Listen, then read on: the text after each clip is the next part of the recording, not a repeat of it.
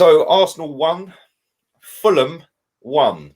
One of the most spineless performances I've seen this season, and there's been a few of them, isn't there, Kenny? What did you make of that today, man? Picture this, right? And let's just remember this. Our goalkeeper created our equaliser in the 96th minute, 30 seconds away from having our 30th defeat in the Premier League and our 9th defeat at home. That's exactly what happened today. We're celebrating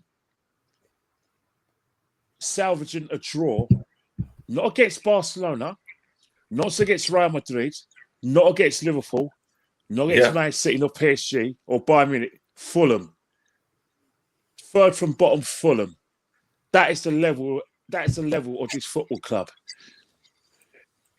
How many times have I said to you in the last week that one of my biggest bugbears with this manager is that he treats every Premiership game like a cup game. Has to experiment, has to change positions. The amount, even Alan Smith was saying in the commentary about, he doesn't know his best team yet, and that's why he's having to experiment. Sorry, we know you don't know your best team, and we know that you don't rate after these players.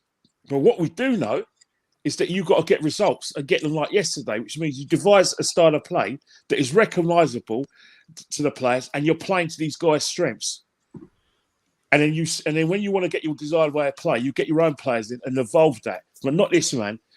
What is Xhaka doing at left back? Now I know full well that Xhaka played at left back. Oh yeah, because he's left-footed, and because Saka, when he goes walkies, Xhaka covers there. Doesn't mean you're a left back, mate. All right. What we want our fullbacks to do, and the reason why me and you, like I said, like muse about the right backs we want to replace Bellerin with, is because we're not looking just at defensive. We're looking at what they give an attack. This guy doesn't get past the halfway line. He's relying. Not once today did he overlap Martinelli? Not once. So what he's doing, he's relying heavily on Martinelli and then Saka the first half to create that width. No over. So what happens is that when we put crosses on that side, Fulham haven't got overloads to worry about. Yet when we play a right-footed in Cedric Suarez, there's overloads and it actually stretches teams. What's going on here? What the hell is going on here? You're playing Fulham, or third from bottom, all right? They haven't got, what does that, when you look at their situation in terms of the fact that they got 20, they're bottom in the table of chances created, converted, which means there is a cutting edge. Play Cedric Suarez. Doesn't matter if he's a right footer. Stretch Fulham and get us playing. Oh, not this guy. Because it works against Sheffield United and it works against Slavia Prague, who've got no pace and no overload. He thought, let's just carry on doing it. It's not going to work, Mikel. No. And the thing, Kenny, right? When you play with Mohamed El Neni, who's not a progressive forward passer, you play with Granit Xhaka, who's not an overlapping left back. He's not even a left back. Yeah. And then you're playing with Hector Bellerin, who's basically an inverted fullback, never overlaps once in that game today. So you've got two fullbacks that ain't overlapping. You've got a midfielder that don't want to pass forward. Where's the creativity? You cannot. It's all well and good giving the ball to Martinelli and hoping he does something. The same with Saka and Smith Rowe and Laka. And to be fair, them four were probably our better four players. Definitely, and that's the situation. It still hasn't changed. It's still the same situation. Let's give the ball to Saka and let's see if he can win the games for us.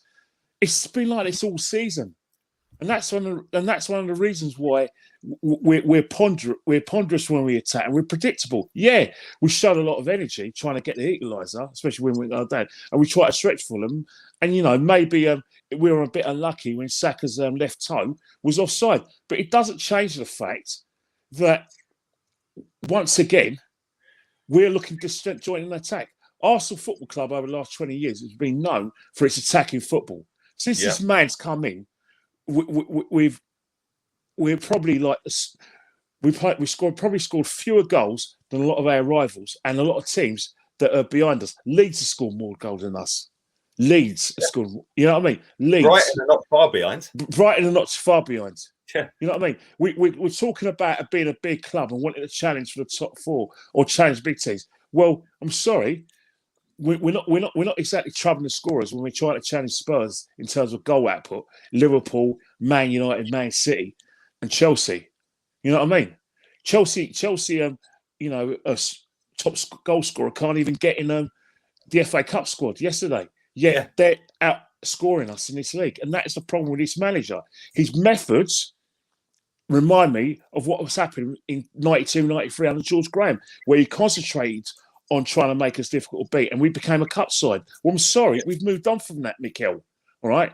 You can't forge your reputation on winning the FA Cup and getting to the Europa League final winning. I'm sorry, that's not going to paper over the cracks for me. Yeah, Arsenal Football Club. That's not the reason we moved to this stadium either, Kenny. We moved to this stadium to become one of the European heavyweights and the giants of the game. Yeah, and since we've come here, it's just been an absolute shit show and for gradual decline in our performances. Yeah, and that's the thing. Everyone thought that when we got this man in, that this guy was going to like play the pet football and blah, blah. All he's done is shore it up and make us more compact out of possession. That's fine, all right? But I'm sorry, right? When you do that and you don't play to our strengths, you're going to get to situations when we lose, we have faced the prospect of losing our 30th home game. We face another prospect of losing our 30th league game, and have faced the prospect of losing 9 games. And that's all because invariably, we may be difficult to beat, but guess what? We can't score. A bit like 92, 93, but we won 2 cups. I'm sorry, Mikel, you've been brought here to get the club back in the Champions League, not via the cup, through the league. And right now, it's not good enough. And that's why I want you replaced. Even if we do find a way to get into the Europa League. Yes, I respect the fact you're resting players. Got respect for that, and I accept that. But you can still don't have to play Xhaka at left back. You can play in midfield. You don't have to play today. Lacazette needed a rest, and look, lo and behold, he's done that. It looks like he's going to be out for a few weeks. Hey, season, because games are coming thick and fast. We come to the end of April, so once the last game potentially is going to be the 26th of May in Gdansk. If not, it's going to be 23rd of May at home against Brighton. So once again, it's a team selection. But my problem is not it's not just a team selection. It's your approach. Again, one thing I'm going to go, because I know you're in a little rush and other people see. But one thing as well is that everyone's crediting Arteta with everything. Every time things go well, it's Arteta. We win in Europe. Arteta. Win the FA Cup, it's Arteta. Odegaard wants to come. Oh, Arteta. Balogun wants to come. Oh, Arteta. It's the Arteta effect. The sun is shining. Oh, it's Arteta who's done it. Well, let me just tell you one thing right now. Now that Aubameyang is suffering from the effects or recovering from the effects of malaria, and Lacazette is probably out because he's got a hammy, he's going to be out. He's going to struggle to make the running in the season. You've got an opportunity now to put your money where your mouth is, because everyone's crediting you with Balogun getting the side. Yeah. Well, go on then. Let's see if you start in games. Didn't even make the squad today. Yeah, well, let's see if he makes the squad and starts starting games. Because I'll tell you one thing now. If he's the player that you think he's going to be, he's learning, well, let him learn and play him against Everton and play him in the running and give him a chance. Because I'm sorry, Eddie Nketiah fills me no confidence whatsoever. And that thing I want to leave you with as well before you go. You mentioned about Arsenal wanting to be one of the biggest clubs in Europe and blah, blah. And that's why we moved to the Emirates. Well, at 9:30 today, you're going to find out why we really moved to the Emirates. Exactly. Listen, Kenny, thank you very much. We'll do player ratings a little bit later on, man. Appreciate you coming on again, buddy. No problem. Take care, mate.